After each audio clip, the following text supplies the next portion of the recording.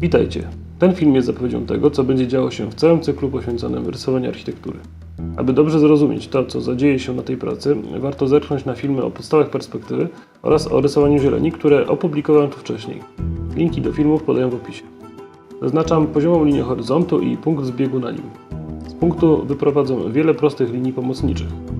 Za pomocą dwóch pionów oraz dwóch linii zbiegających się do drugiego punktu, umieszczonego za prawą granicą kadru, zaznaczam pierwszą ścianę budynku. Za pomocą linii zbieżnych w lewym punkcie z prostokąta tworzą prostopadłościan. Do prostopadłościanu doklejam po prawej stronie nieco cofniętą drugą płaszczyznę. Płaszczyznę tę powiększam, a po znalezieniu środka jej górnej krawędzi dodaję nad nią jeszcze trójkąt.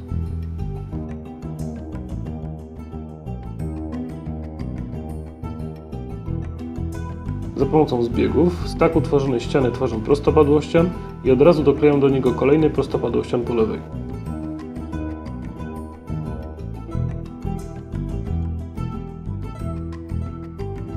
Znajduję środek krawędzi nowego prostopadłościanu i prowadzę przez niego pion, by uzyskać drugą trójkątną ścianę szczytową. Wysokość pierwszego trójkąta przenoszę po zbiegach perspektywy wzdłuż krawędzi obu wyższych prostopadłościanów, by znaleźć wysokość drugiego trójkąta. Wyprowadzając z drugiego trójkąta linię do prawego zbiegu, tworzę spadzisty dach budynku.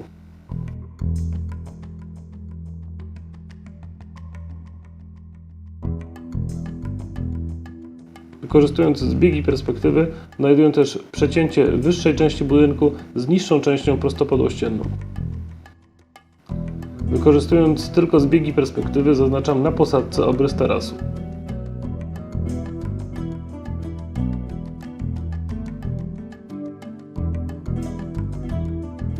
Skośną linią rysuję rampę prowadzącą na taras.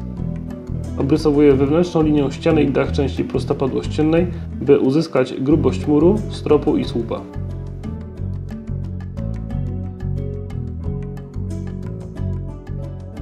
Nowy obrys rzutuję w perspektywie na wyższą część budynku i domykam całe wnętrze domu powiększone o narożnik.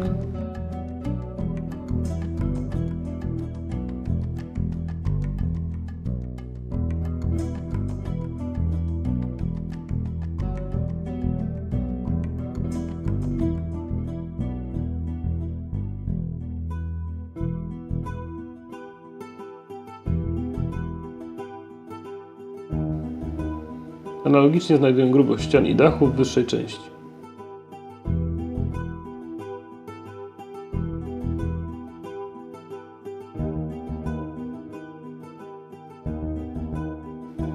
Teraz, wykorzystując tylko zbiegi w perspektywie, wysuwam obrys przed licą ściany, by uzyskać okap.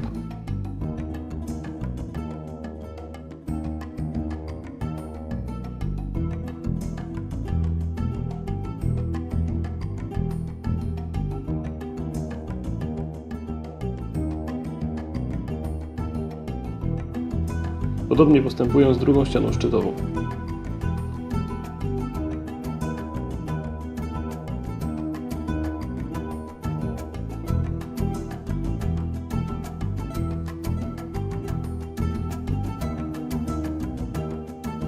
Dodaję grubość tarasu oraz zaznaczam prostokątny obrys basenu. Posługuję się jedynie liniami zbieżnymi w widocznym punkcie po lewej oraz w punkcie poza prawą granicą kadru.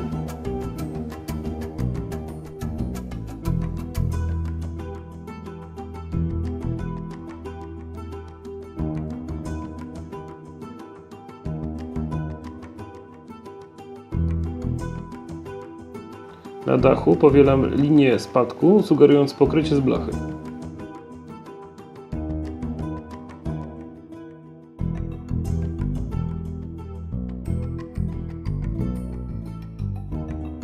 Na fragmencie dwóch pasów blachy zaznaczam drzwi na górny taras, łączone z oknem połaciowym. Za pomocą dodatkowych linii dodaję grubości obramieniu całego otworu oraz zaznaczam podziały na okna i drzwi.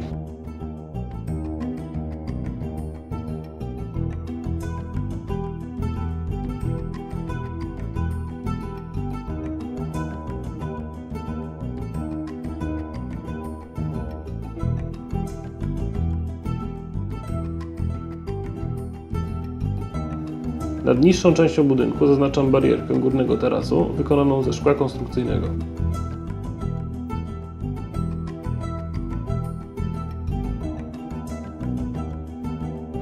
W dużych skośnych ścianach szczytowych zaznaczam regularne podziały ściany szklanej.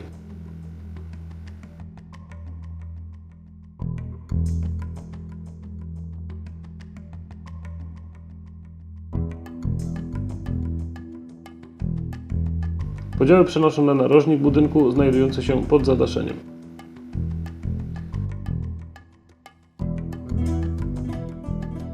Dla załagodzenia surowych form przy basenie dodaję miękkimi liniami 2 leżaki ze stolikiem kawowym.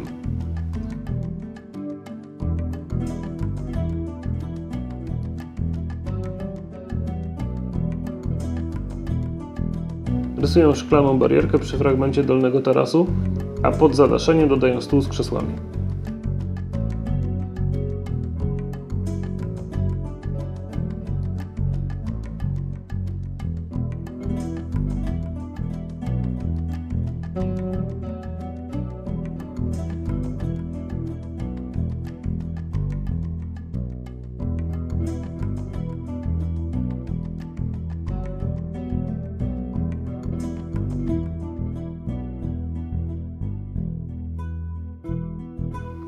Za pomocą miękkiej linii zaznaczam trawiastą pochylnię prowadzącą na taras.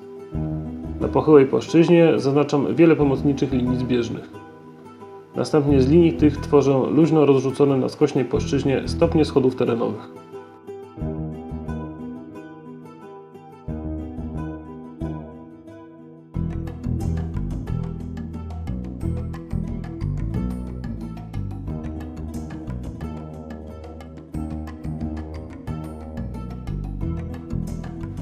Dla rozróżnienia schodów i podłoża pomiędzy stopniami dodaję kilka rozedrganych linii sugerujących trawę.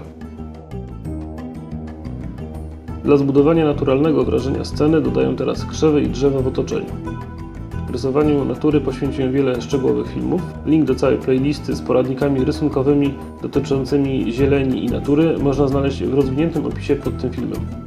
Są tam m.in. filmy o tym, jak krok po kroku rysować drzewa, krzewy, wodę i bardziej złożone sceny. Aby całość wyglądała spójnie i naturalnie, pozwalam krzewom przełamać w kilku miejscach proste i monotonne linie budynku.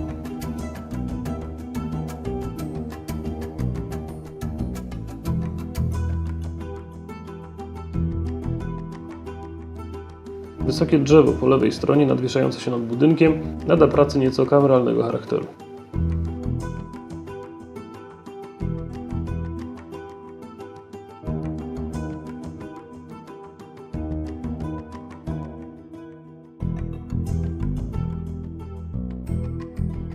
Pokaźny dąb po prawej stronie domknie całą kompozycję i utrzyma uwagę na budynku.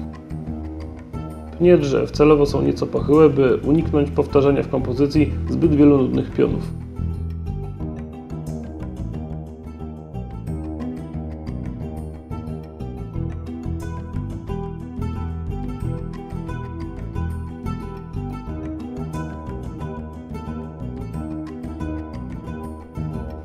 Na końcu dodaję linearne odbicia w ścianach szklanych i w basenie.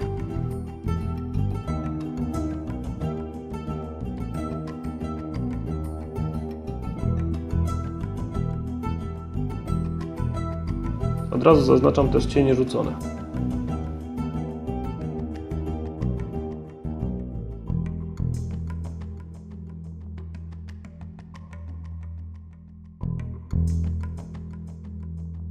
Nieregularne plamy cienia rzucane przez drzewo pomogą przełamać monotonne linie budynku. Cieniowanie rozpoczynamy od najciemniejszych miejsc pod okapami.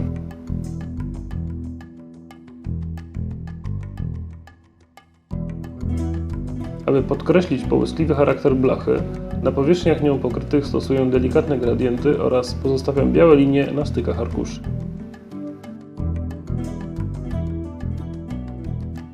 W oknach zaznaczam wyraźnie i ciemno odbicia otoczenia.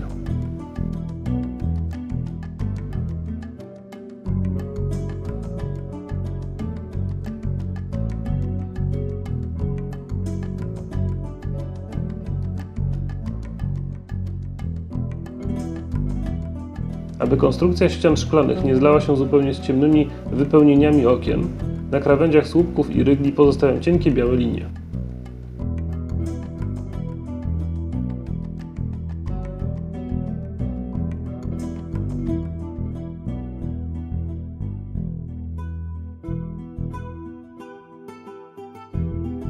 Zaznaczając refleksy w oknach, należy też oczywiście pamiętać o odbiciach wystających części budynku, w tym przypadku zadaszenia ze słupem.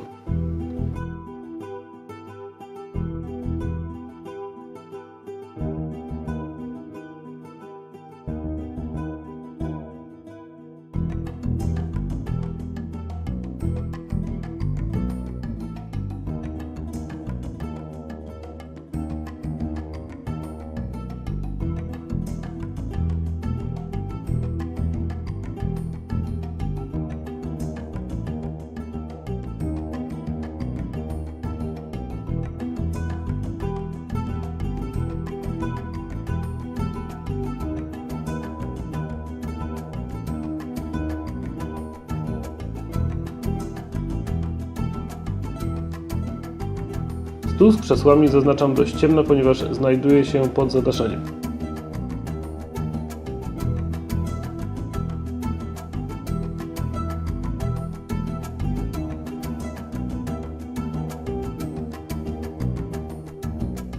Elementy natury cieniuję mocniej, pozwalając im podkreślić biel architektury.